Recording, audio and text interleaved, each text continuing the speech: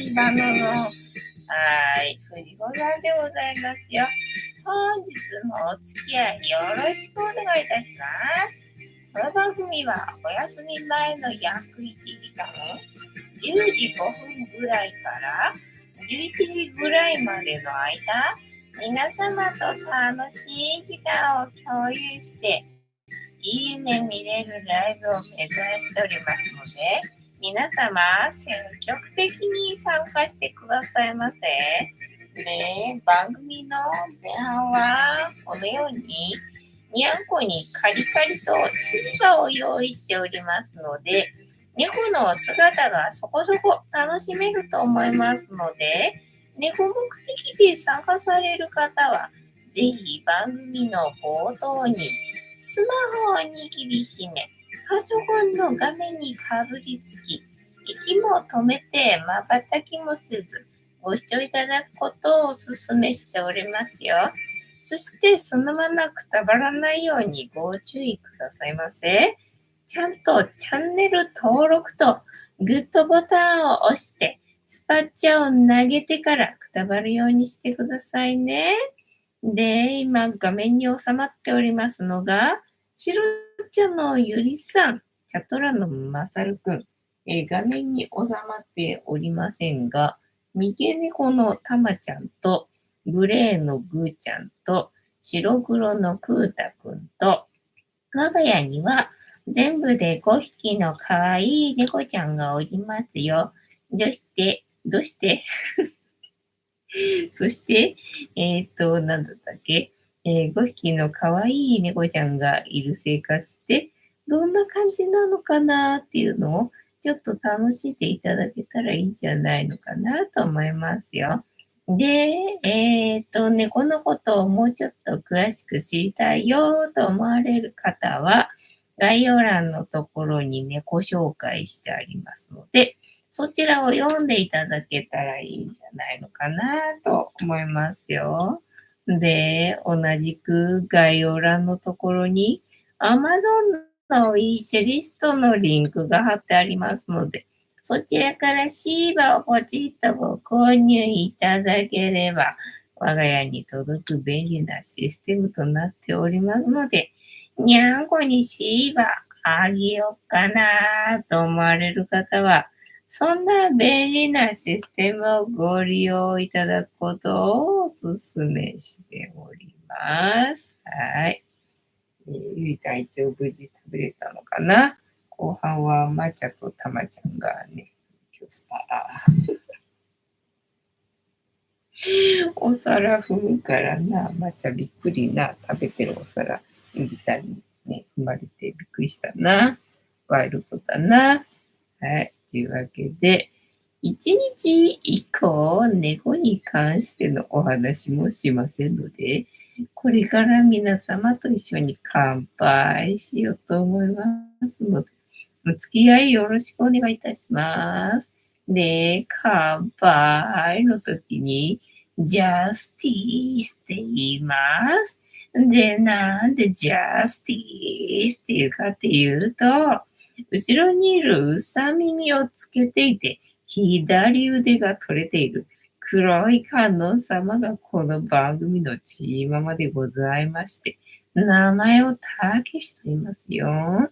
で、たけしの言葉で、乾杯のことをジャスティスって言いますので、一緒に言っていただけると嬉しいです。はい。では行きますよ。せーの。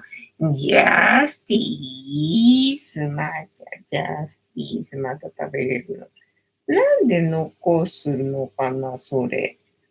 朝のな、ご飯の残り。朝のご飯。今日全然食べなくてさ、と思って卵混ぜてやったのにさ、ねえ、卵混ぜてやったのに食べないのかよ、と思って。で、私もかたくなに食べるまであげないからさ。干からびてな、なんかちょっと固形になっちゃったやつ。それだけはかたくなに食べずに残ってるな。はい。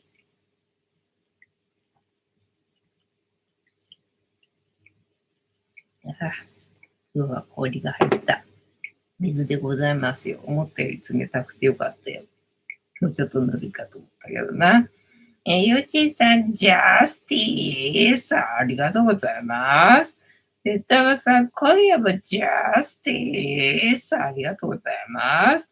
藤子さん、皆様、こんばんは。ボンソは本日もお付き合いよろしくお願いいたします。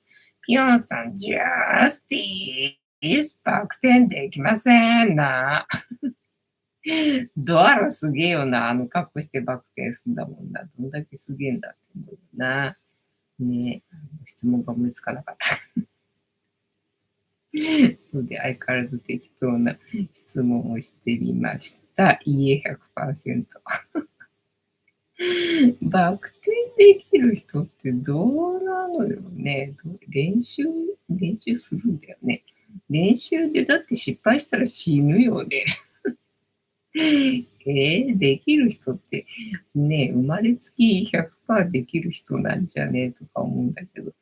ヨッシーさん、ベンツレストラン見ました。ありがとうございます。7月5日、お誕生日かな。おめでとうございます。ありがとうございます。はい。で、なんだったっけ。昨日は、そうだ、沼津行ったんだよね。よく行ったなと思うけど、沼津行ったんだよね。で、なんか割と楽しかったんだよね。で、あ、そうか。さ、前回ね、前回のは、青春18期、言えない。18切符買った時は冬だったんだよね。真冬だったんだよね。だからもう全然出かけたくないのにさ、もう全然出かけたくないからさ、もうちょっと行ってちょっと帰ってこようみたいな感じでさ、いや元は取らないとあれだからと思ってさ、まあそこそこね、元は取れそうなところまで行って、で寒いからね、まあできるだけ温泉入って、で帰ってくるみたいなさ。そんな感じだったんだけどさ、なんかね、修行のようだったけど、ね、なんか、今回というかね、まあ、昨日沼津は割と楽しかったんだよね。で、あ、そっか、夏だもんね、と思って。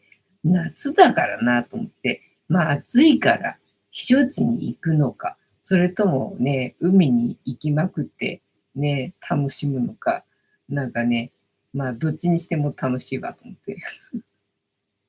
夏は割といいな、なんてね、思ったかな。だから昨日ね、暑くてね、なんか行く先暑くてさ、なんかエアコンが壊れてるのか、それとも暑すぎて効かないのか、まあ何なのかわかんないけど、まあエアコンが壊れちゃってますっていうところもあったんだけどさ、まあとにかく、なんだ、電車の中とかもさ、今まで電車の中は寒くて、ね、なんか参ったよって感じだったけどさ、なんか電車の中も暑くてって感じだったんだ、昨日はさ。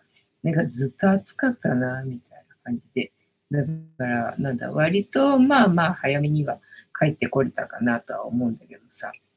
でもなんかね、帰ってきてから片付けっていうのかな、元のところに戻す作業とか、あとはにゃんこのお世話とか、あと私のお世話とか、いろいろしてるとな、結構まあ時間食ってしまうので、昨日は案の定、ライブはお休みになってしまいました。みたいな感じなんだけどさ。まあ行きはいいんだよな。3時間ぐらいの移動。行きはまあさ、いいんだけどさ、帰り3時間ってな、やっぱり長いよなと思って、なかなかつかねえなって。それがあるんでさ。まあね、だから、だったらあそこも行ってみたいな、ここも行ってみたいな、みたいな感じにはなったんだけど、前向きな感じにはなったんだけど、ただな、昨日の沼津の3時間で帰り長えなって印象だったから、いや、これ以上遠くには行けないなと思ってさ、もうちょっとね、こんくらいの距離でないと無理だなと思ってさ、なんかそれより先の、なんか浜松だとか、なんか行ってみたいなと思ったんだけど、いや、沼津より遠いのかと思ったら、それは無理だ。それは無理だ。今日のこの3時間で限界だなって思ったんでね。で、まあ、それで元は取れるけど、ね、そんくらいの移動で済むとこないかなと思って、今日は散々ちょっとね、その辺を探してましたって感じ。とにかく、JR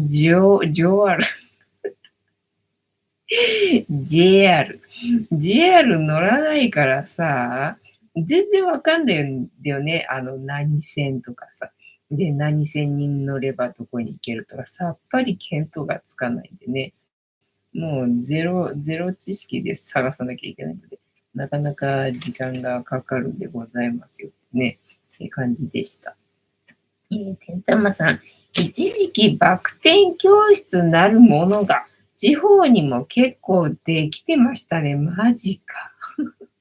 すげえ、そっか。そういうところで練習するとバク転できるようになるのか。いやー、でも怖いよね。ぴょんさん、バク転の上行くバク宙、転する人、すごいからね。すごいよな。ヨッシーさん、バク転はバク転練習するクラブに入会するところから始まり、なるほどね。見てくれてる人がいればってことなんだな。基礎訓練、筋トレが終わると、マットを何枚も引いて、人が2人、補助がついてバク転練習していきます。そうだね。そんくらいしないと危ないよね。ヨッシーさん、最初から一人で訓練すると首の骨折るかもですね。そうだよね。そうだよね。テータさん、ヨッシーさん、詳しいね。ヨッシーさん、バク転訓練、テレビで放送してました。なるほどな。テオさん、今、風見信号で、変換しても、出ないね。あ、そうなの？そうだったね。そういえば、だからさ、そのね、どこに行こうかっていうのでさ、その地名っていうのかな、駅名っていうのかな、ジョルダンとかでさ、入力してもさ、キーボードがおかしいのか、私のパソコンがおかしいのか、ね、なんか知らんけどさ、全然自分が入力したのと違うのが出てきちゃうからさ、もう、と思って。もう、と思ってイライラしてさ、もうそんなの入力してないんだけどっていうのばっかりが出てきちゃうんだよね。でしかもなんかさ、18切符っていうのでなんか検索できる枠があって、おうと思って、それだとなんかね、元が取れるところを、検索結果に出してくれたりとか、なんかすんのかなと思ってさ、それをいじってみたんだけど、なんかもう全然ダメ、あれ使えない。使い方がまあ、おそらく間違ってるんだろうなと思うんだけどさ、なんかその駅は18切符では対応していませんみたいな、なんかメッセージになっちゃって、全然検索できないのよね。で、じゃあと思ってさ、なんか違う駅をいろいろ、どうした？すげえ激しいな。激しいな。ね、いろんな駅をさ、入力してみたんだけど、なんか全部、その駅は18切符では対応してませんとかって出てきちゃうわけ。んなわけねえよ、全部 JR の駅名入力してんだからさ、と思って、これ使えねえ、もうわかんねえと思って。朝からな、イラッとしてましたよ。今日は朝ね、なんか、クータがね、ああやって騒いでたわけ。で、どうもね、ゆりたんがあっちの部屋にいて、クータがあっちの部屋で騒いでたんで、だからなんかゆりたんの上にね、クータが乗っかってんだろうなって思ったわけよ。で、まあ、ゆりたは乗っかられるの嫌だから、そのうち出てくるかななんて思ったらさ、案の定ね、逃げてきたんだよね。で、クータが追っかけてきたから、やっぱりななんて思ったら、で、クータがね、そうやって今みたいにさ、ワンワン泣き始めると、マチャが、お、俺の出番かって。俺の出番だなっつってね、あっち行ってさ。で、結局ね、追っかけ回してるクータの上に乗っかって、で、ゆりたんは、無事、無事解放され、で、クータはマチャに捕まり、みたいなね。で、もうマチャに捕まると長いわけよね。でもまだやってた。まだやってたよ、みたいな感じでね。もう朝からクータとマチャがラブラブでございましたね。なんか飛行機の音がするな。てんたまさん、どこに行くか探すのも18切符の楽しみ。まあそうなんだよね。それが一番結局楽しいんだよね。なんかね、旅行とかさ、予定立ててる時が結局一番楽しいんだよね。てったまさん、余った18切符ください。あ、そうそう。だからね、昨日その沼津に行くっていう目的だけはあったので、でね、それで18切符買った方がお得だなと思ったんで、とりあえず買ったけどさ、まあね、残りね、売っちゃってもいいわけでしょと思って、売っちゃうかと思ってたんだけど、なんかね、意外と夏の18切符は楽しいかもしれないと思ったので、これ全部使った方がいいかな、みたいなね、感じになったかな。でも18切符ってなんだっけ春夏秋冬4回あるのか。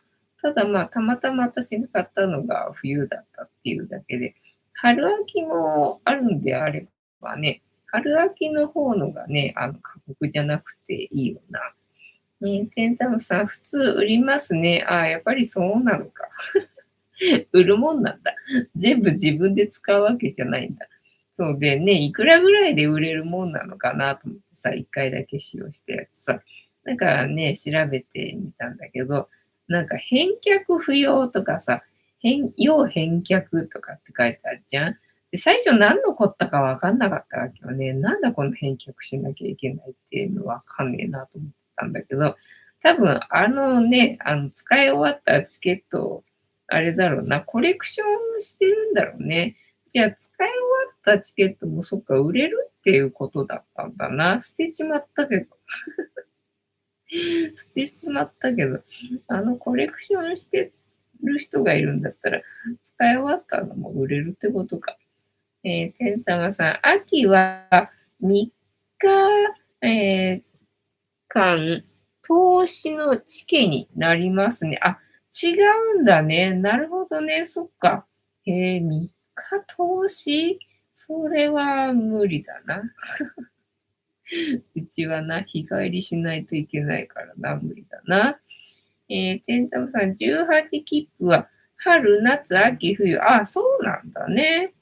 ピョンさん、18切符、駅員さんの、削減で存続が危うい噂ありますね。あ、なんかね、なくなるんじゃないかみたいな話出てたらしいよね。全然知らなかったんだけどさ。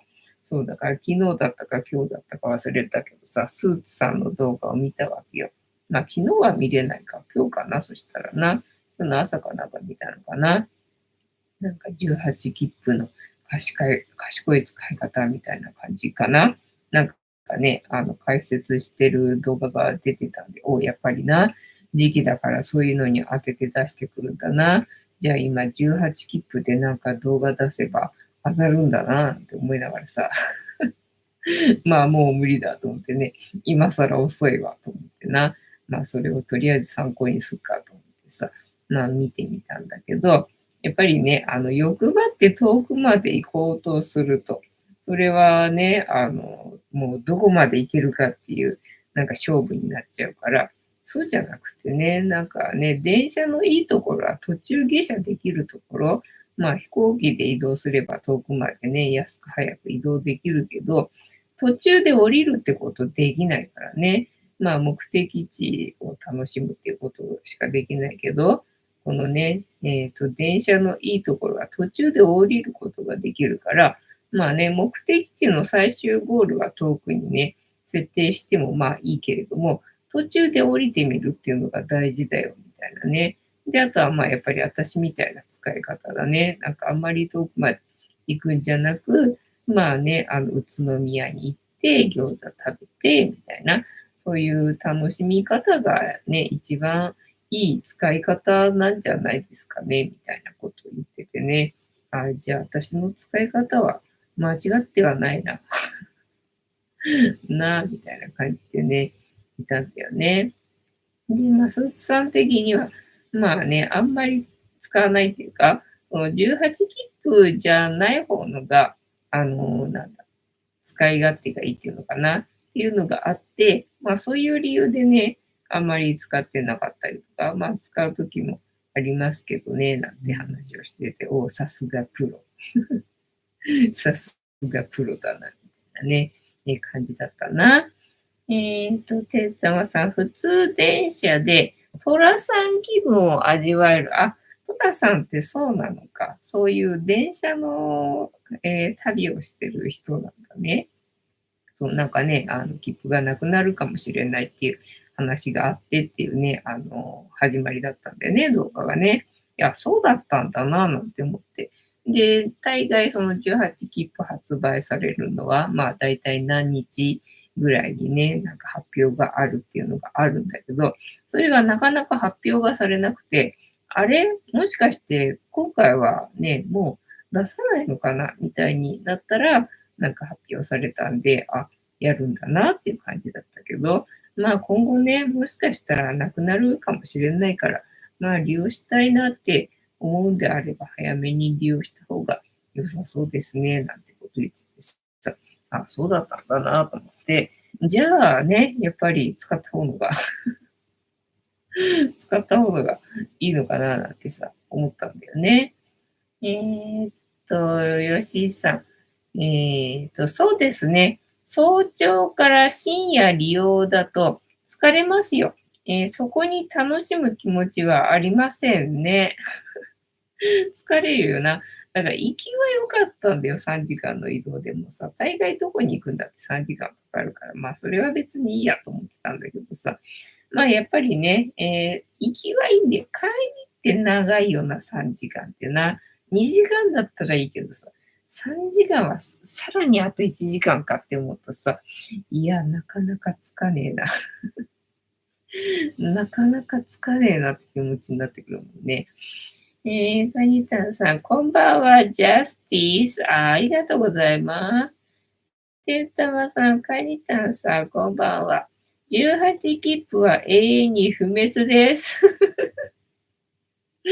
泣いてるな。どうなんだろうね。いつからあるんだろう、18切符ってね。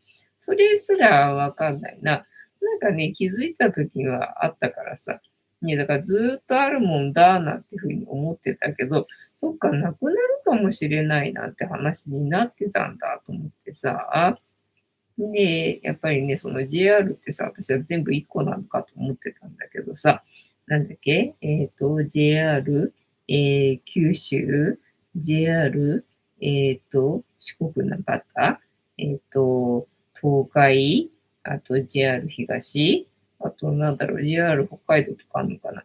ね、なんか5社ぐらいあるんだったっけ。それ全部で話し合って、で、今年はやりますか、やりませんかみたいな会議、まあ、次回っていうのかな、今年はっていうか、次回はやりますか、やりませんかみたいな会議をして、で、じゃあやりましょうってみんながね、一致しないと、できないもんだからね。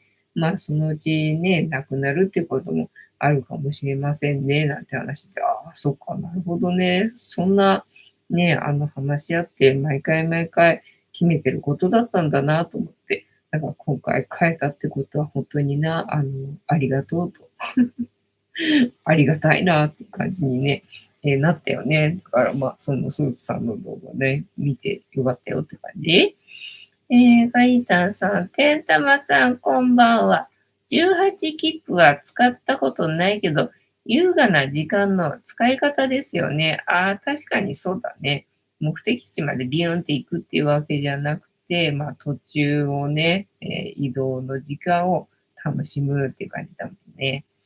ピョンさん、柴又駅の寅さん像が、振り返っった先の桜どうぞいいね。あ、そうだったんだ。そら知らんかったな。たまさん、ピヨンさん、桜銅像もあるんですかね。なんか一回、その柴又駅、多少行った気がするんだよね。花火大会のさ、場所取りかなんかで昼間に行ったんだよね。で、あ、柴又駅か、なんて思った気がしたんだけどな。で、じゃあね、ちょっと、っていうか、それ以前に普通にそこを通っていく場所だったみたいなんだけどさ、ついでに行こうかなと思いきや、なんか、あ、なんだ、ここ通るのかみたいな感じで、なんか通過した気がするんだよね。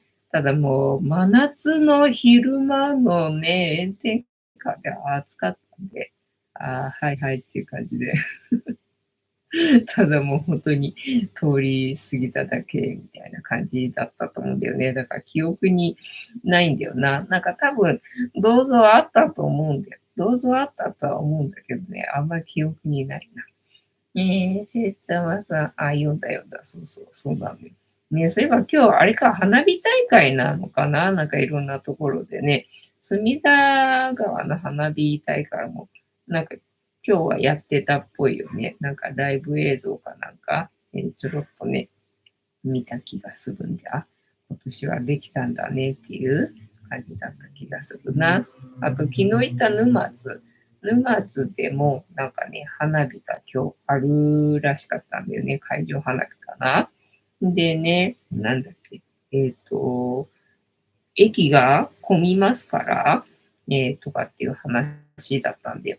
で、てっきり昨日かと思ってさ、なんか感覚的に昨日が土曜日だった気がして、今日花火なのと思って、混むのどうしよう帰り。やばいとかって思ったんだよね。やばいとか思ったんだけど、後で、あ、明日かと思って。今日じゃないかと思って、あ、よかったと思ってさ、いや、今日、花火なのこれから混むのとかって思ってさ、どうしようどうしようとかって思ったんだけど、一瞬な、よかったよって感じだったな。だから今日ね、いろんなとこでどうやら花火上がってるっぽいな。てんたまさん、かにたんさん、青森動画の次は、18切符動画で。ピアンさん、てんたまさん、あたしゃ行ったことないんですが、博多華丸さんがそう言うてました。どうなんだろう。ネタじゃなくて、本当なのかな。まあ、おそらく本当なんだろうな。てんたまさん、今日は雨降らなくてよかったですね。ああ、そういえば、あ、そうか、花火打ち上げるには雨降らなかったか。なんか夕方頃は雨降ってる音聞こえてたんだよね。今日は確認しなかったんだけど、いちいち。なんか雨降ってる音がしてるし、で天気予報も雨マークになってるから、まあ多分降ってんだろうな、なんて風に。なんか普通に思ってたけど、そっか、花火だったもんね。雨降っちゃったらって感じだったよね。いや、降んなかったのかな。テッダーさん、ピョンさん、そうなんですね。そう、だからさ、うちのあたりは、まあ、だから雨の音聞こえてたから降ってたんじゃないかなと思うんだけどね。まあ、花火の会場のところで降らなければあげることができるからな。で、あとなんだっけ、昨日の話。昨日は、沼津に行って、割と楽しかったって話だったっけ。割と楽しかった。なんだろうな、なんで楽しかったのか、まあよくわかんないんだけど。よくわかんないんだけど。まあでもね、非日常が楽しめたから、まあ楽しかったのかなっていう感じ。あとは寒くて嫌だっていう思いはなかったからね。そうで、昨日行ったところはね、ちょっとね、千客万来を思い出すような雰囲気があったんだよね。ただまあ値段設定は千客万来とは違うんでいいんだけど、いいんだけど、ただなんとなくその場所的な感じが千客万来を思い出すような感じだったんだよね。んで、まあでも今買ってもなーみたいな感じだったんでね、眺めてる状態ではあったんだけどさ、干物やっぱりな、干物ばっかり売ってるよな。もう干物にはこと欠かさないよな。まあいいんだけどさ、いいんだけどさ、みたいなね、干物を持って帰れないしな、みたいなね、感じ。あ、送ればいいのか。そう、送ったことないんだよね。お土産屋さんでね、買って送ったことがないんで、そっか。なんか送るとか考えたことなかったな。なんか送るのって人にね、送るっていうことは考えるけどさ、自分の荷物を自分の家にね、送るっていうことを考えたことなかったからな。なんかそういう大人なことを今度はね、してみるっていうのも手だな。大吉さん、藤子さん、皆様、こんばんは、ボスは、本日もしぶとーくやっておりますよ。てったまさん、大吉さん、こんばんは。あと何の話しようか。あと何の話しようかな。今日は土曜日か。土曜日で、農協行ったんだけどね、今日は何にも売ってなかったね。だから何にも売ってなかったのか、それともまだね、誰も並べに来てなかっただけなのかわかんないけど、まあ、とにかくお金入れる箱しかなくて、なんもねえじゃん、みたいな感じだったんだよね。なんか8時半かららしいんだけど、なんか9時過ぎぐらいに行ったはずなんだけど、何にも、並べられてなかったので、今日は何も購入できずじまいでございました。てんたまさん、大工さんは18切符使われたり、しますかね。大工さんは多分京急専門だと思うから、18切符は使わないんじゃないかなと思ってんだけど、勝手なイメージでな。大工さんは JR 乗らねえんじゃねえかなと思ってんだけどな。どうかな。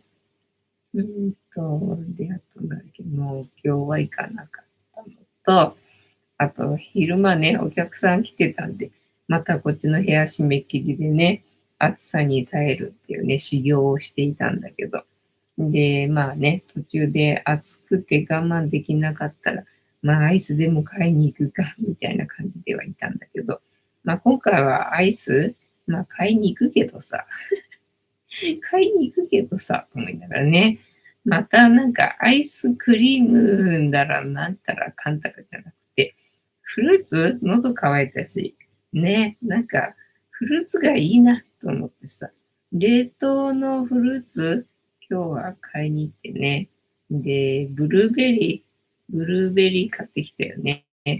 で、ブルーベリー買ってきて食べたよね。食べたよねっていうね、お話でございました。あとは、ないな。今日の話は、なしかな。えーってんたまさんですよね。ね、ですよね。てんたまさん、修行、そうそう。修行だなって思ったんだけどね。まあ、アイス買っちゃうんだけどね、修行とか言いながらね。まあでも今日はそんなには、なんか一時暑いなって思う瞬間が、まあたまにあるんだけど、まあ大体平気だったなっていう感じね。意外となんか平気だったなっていう感じだったな、今日はね。だからさ、今日はね、水を用意してなかったんだよね。それでちょっとさ、喉かれちゃって、どうしようかなと思ってて。まあね、ペットボトル凍らした水はあるんだけどさ、だからそれはなんか使っちゃうのもったいない気がして、使っちゃうのがもったいない気がしてな。買いに行こうか、どうしようかなんて散々悩んで。まあ、フルーツ食べれば収まるかななんて思って。ねで、ブルーベリー食べてみたけど、まあ、それだけじゃちょっと収まらなくて、どうしようかな、買いに行こうかなって思ったんだけど、ただもうお客さん帰るのにあと1時間ないからな。まあ、そんくらいはちょっと、我慢すっかみたいなね、修行してましたっていうね、感じかな。で、昨日はね、そう、まあ、沼津で、アジね、まあ、アジフライじゃなくて、アジのたたきっていうのがあったんで、アジのたたきをね、食べたんだね。で、隣の人もアジのたたき頼んでて、で、隣の人はなんかいろいろ頼んだかな、男性2人組でさ。で、お酒も飲むみたいだったんで、お酒も注文しててさ。で、やっぱりね、2人組はいいよなぁなんて思ったんだけどさ、撮影してたわけよ。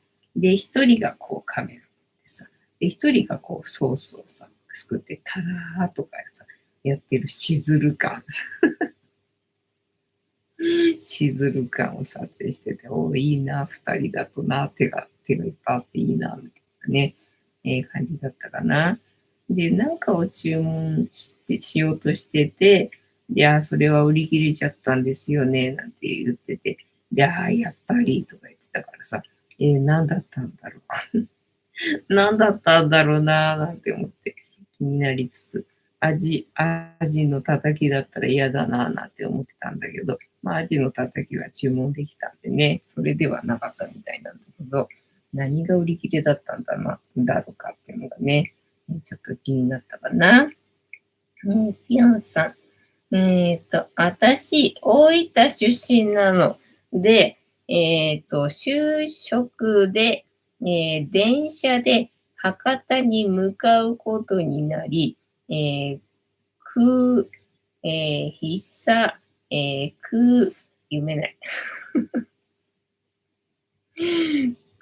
大本線っていう、田舎路線を選んだら、超満席だ。そっか。博多まで3時間立ちっぱなしでした。マジか。それはきついな。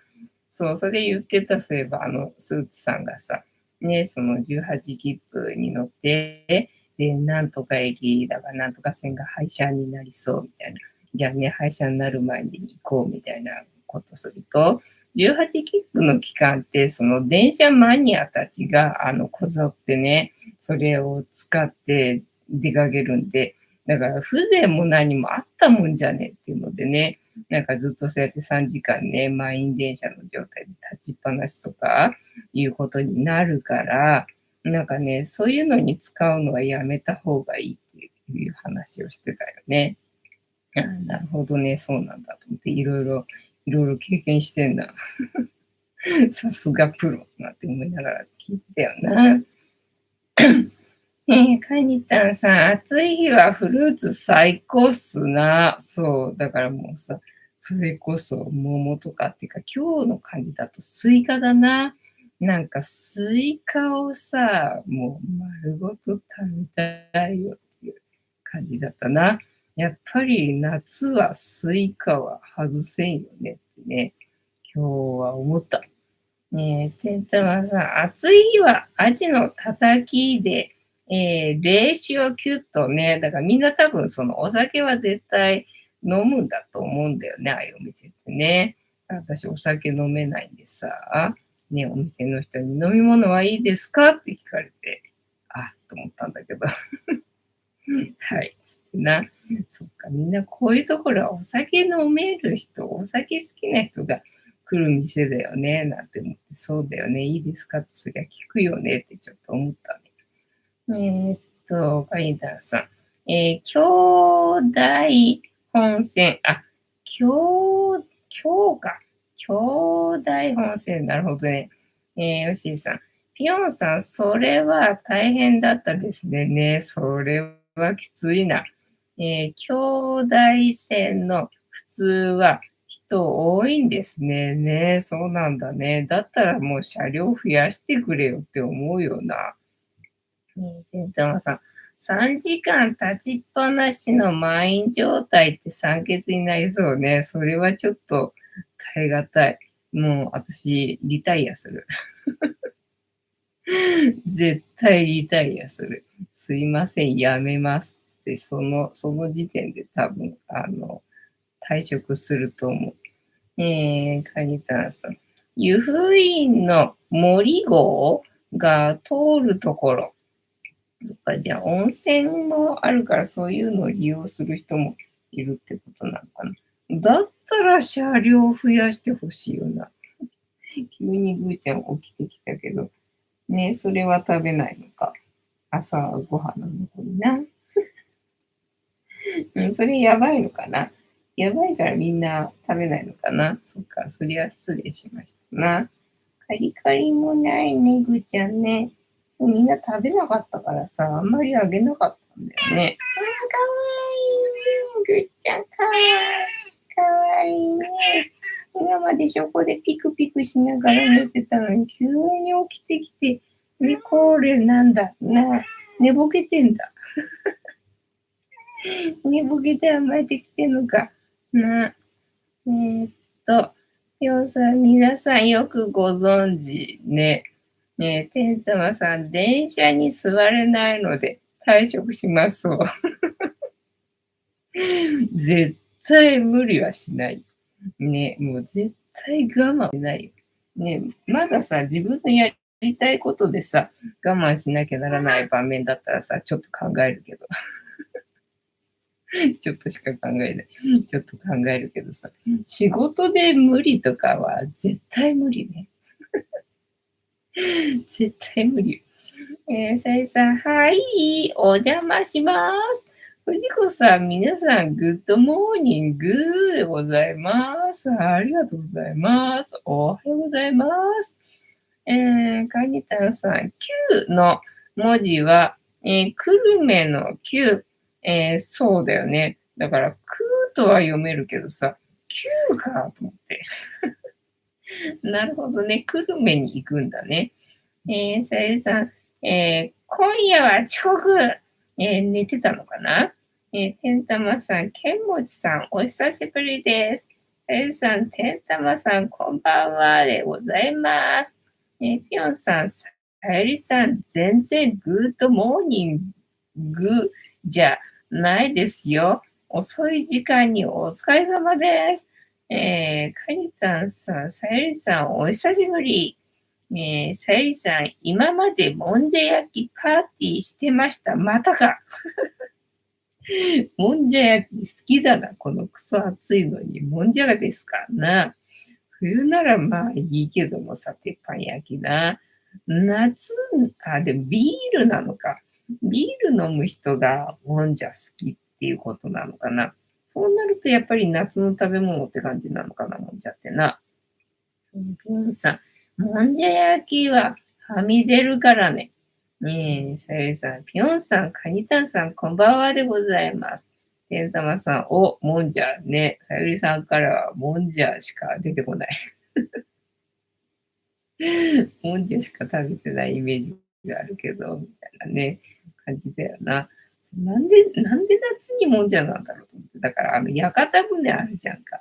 屋形船がさ、だから職場のな、前の職場のさ、夏の、なんだ、慰霊祭なんだろう、なんか、なんて言うんだろうね、わかんないけどさ、夏のちょっとしたやつでね、なんか屋形船でもんじゃとかっていうとさ、なんか行くことになったんだけどさ、なんでこの暑いのにさ、ねえ、もんじゃなのって。みんなしても、なんか、ブーブー言いながらさ、ブーブー言いながらもう酒飲んでっからさ、もうな、もうわけわかんないみたいな感じになってたよね。もう暑いのとさ、酒とさ、も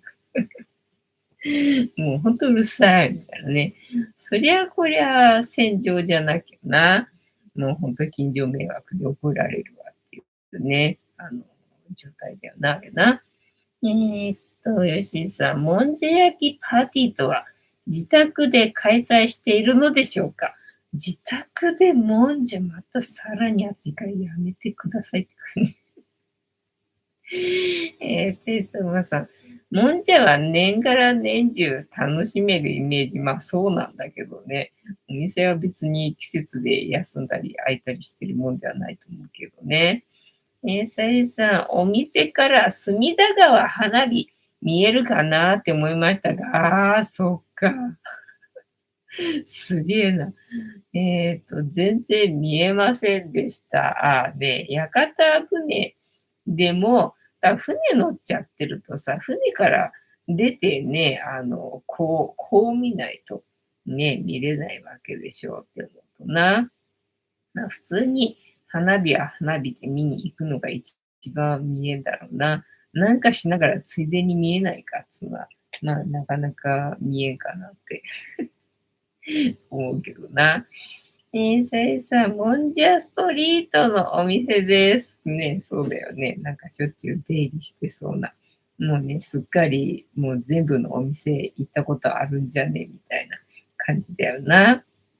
そうで、ディズニーシーかな、ディズニーシーのお店で夕飯を、食べてたんだけども、その時に、ショーが始まるっつったのかな、なんか花火があるのはランドの方だったっけ、なんかあまり覚えてないけど、あまり覚えてないけど、確かランドは花火上がってたよな。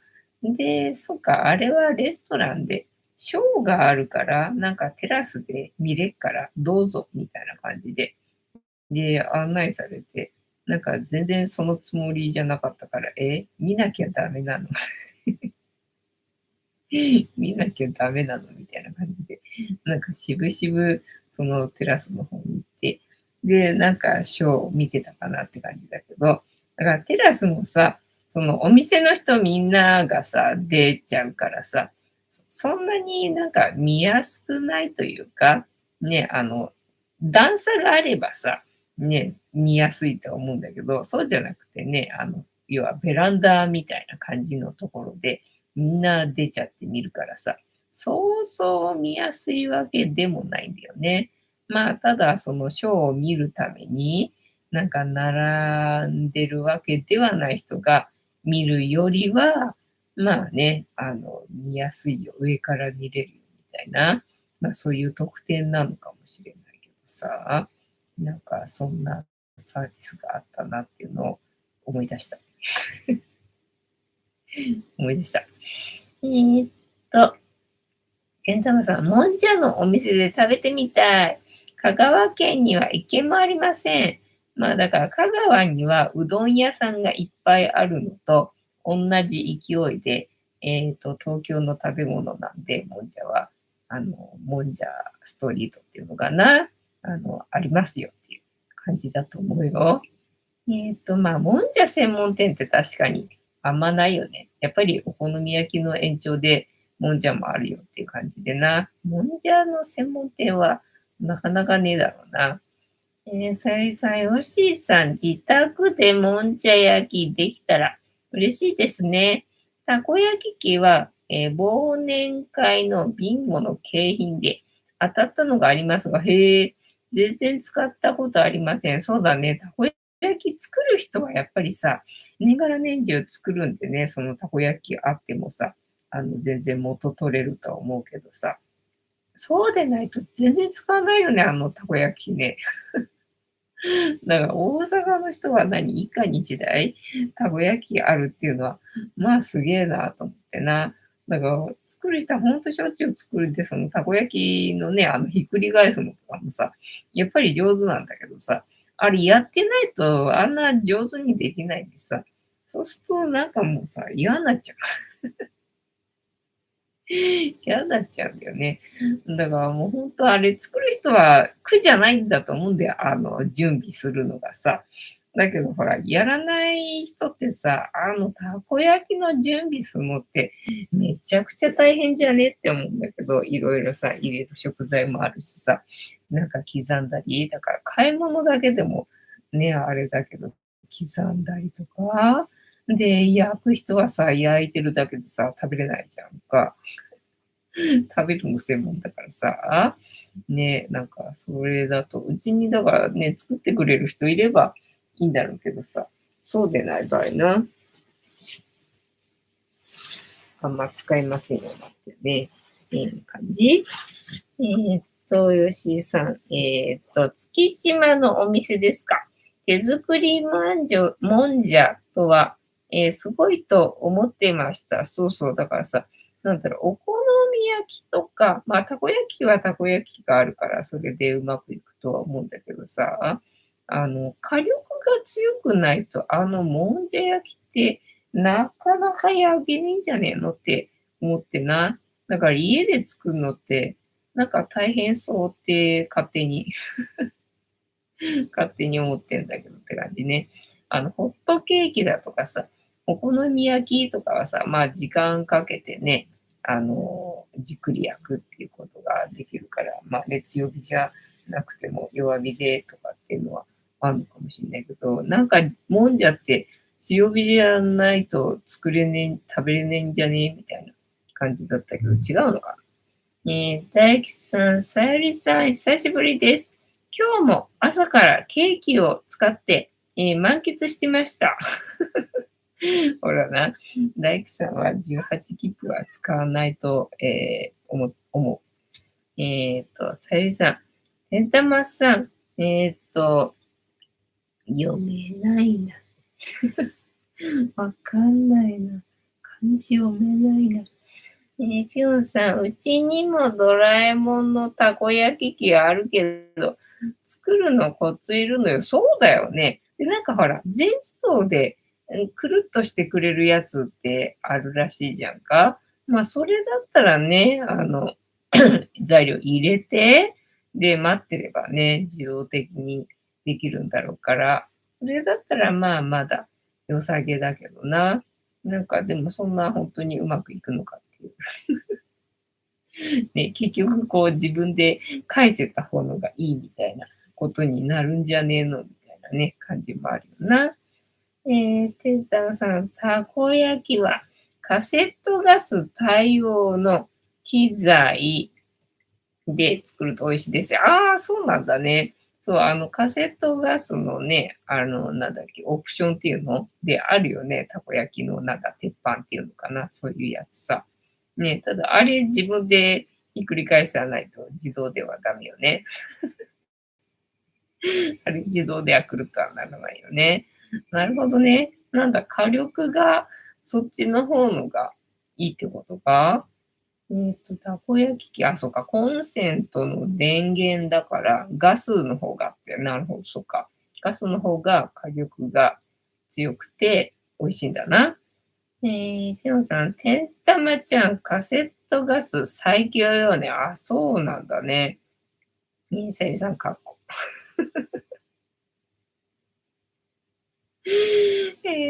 大工さん、こんばんはでございます。パソコン固まりました。そういうことか。そういうことな。突然なんか変わったこと言い出したらいつものキャラっていうわけじゃなくて、パソコンが、暴走したっていう意味だったんだね。天沢さん、自分は大阪の有名店でいろいろ、指導してもらいましたので、お、すげえ、プロだ。プロがおった。そうなんだね。有名店で指導してくれるんだ。そりゃ、ええ話やな。さすが本物のプロはな、出し惜しみしないな。ピヨンさん、てんたまさん、何者ね、ますます、ますますいろいろとな、なんかすごい、なんだ、場面じゃないな。なんていうんだ。すごい面がね、出てきますね。てんたまさん、剣持さんのパソコンが危ないのは有名ね。そういえばそうだったと思ってな。MC さん、てんたまさんすごいね。何者って感じだね。ぜひ、てんたまさんが作ったたこ焼きを食べたいもんだね。じゃあみんなで、そうめんオフ会な、てんたまさん来てもらって、たこ焼き焼いてもらって、で、帰ってもらう。ね、そうめんはもうね、自分が送ったそうめんだからね、いらないと思うので、じゃあ、ここでね、さよならって帰ってもらうってね、ことにしよう。谷谷さん。ほんと、天玉さんの正体が気になるね。ほんとね、いろんな面がね、出てくるよな。もう、向けば向くほどまだある。もう、的漁師かだ。天玉さんの正体は、的漁師かでした。さゆりさん、帰りの電車で花火帰りの浴衣を着たギャル軍団がうるさくて大迷惑でしてそうそう、最近な、その浴衣着てんの、まあ、日本人もね、それはね、いたんだろうけどもさ、最近外国人がほら、浴衣着て街歩ってっちゃうか。で、ほら、外国人だからさ、それこそだから喋り声がうるさいんでさ、ああ、もう外国人だなってもうすぐわかるんだけどさ、すぐわかんないけどな。まあ、ただ花火帰りの浴衣だと、まあ、日本人もいっぱいいるだろうからな。てんたまさん、それくらいたこ焼きが好きだったということですよ。小麦粉ラブって感じな。ピヨンさん、ギャル軍団うぜえ。うっせえか。うっせえな。そう、うっせえんだよな。さやさん、てんたまさん、たこ焼き。ごちそうさまです。ごちそうさまです。てんたまさん、マトリョーシカ最後小さくなりすぎ。どこまで小さくなれるかの勝負。さゆりさん、ピヨンさん、本当に嫌ですね。ね。もう本当普通の声で喋ってほしいよな。どうしてでかい声で喋る必要あるのかな。もう暑いんだからさ。暑いんだからでかい声出さないで頼むからってな、ぐーちゃんが私にそれをね、そのままお前に返すって顔しとるわ。申し訳ねえ。吉井さん、いえいえ。わざわざたこ焼き研修を受け、受講するとは半端じゃないですよ。ね、研修だったのかな。研修だったのかな。ピヨンさん。うるさい親父軍もいますけどね。ああね、酔っ払うとね、親父軍うるさいけどね。もうギャルはほら、声高いからな。ねえ、さゆさん、私も浴衣着たいですが、そうね、なかなか着る機会がないので、そう、着るのに時間かかるからさ。ね、時間余裕ある時でないとあれ着れないもんな。てんたまさん、剣持さんのために、草やりのたこ焼き作りますね。お引き取りください。さゆりさん、チョコレートたこ焼き注文します。あ、チョコレートたこ焼きはあるもんね。私食べたもんね。ピヨンさん、さゆりさん、浴衣似合いそう。勝手な妄想。そうそう。さゆりさんはだって華奢だから、ね、似合いそうな感じするよな。じゃあ、というわけで、そろそろ竹縄ではございますが、いいお時間になってまいりましたので、そろそろお開きにさせていただきまして、調子が良ければ、11時ぐらいまで毎日のようにやっておりますので、お時間合うときはお付き合いいただけると嬉しいです。で、私の人生の目的は、私の笑顔で、私とみんなを幸せにすることですので、チャンネル登録がまだの方は、チャンネル登録とグッドボタンを押して、スパチャを投げといていただけると、私が笑顔になりますので、よろしくお願いいたします。あと、ご無理でなければ、お友達へのシェアもよろしくお願いいたします。猫の姿が物足りなかったよって方は、このチャンネルには猫の動画がいっぱいありますので、そちらを全部見といていただけたらいいんじゃないのかなと思いますよ。てなわけで、本日もお付き合いありがとうございました。次回も見てくれるかな？はーい。いいとも。じゃんけんぽい。はい。ではでは、いい夢見てね。おやすみなさい。バイなら。たこ焼き食べたーい。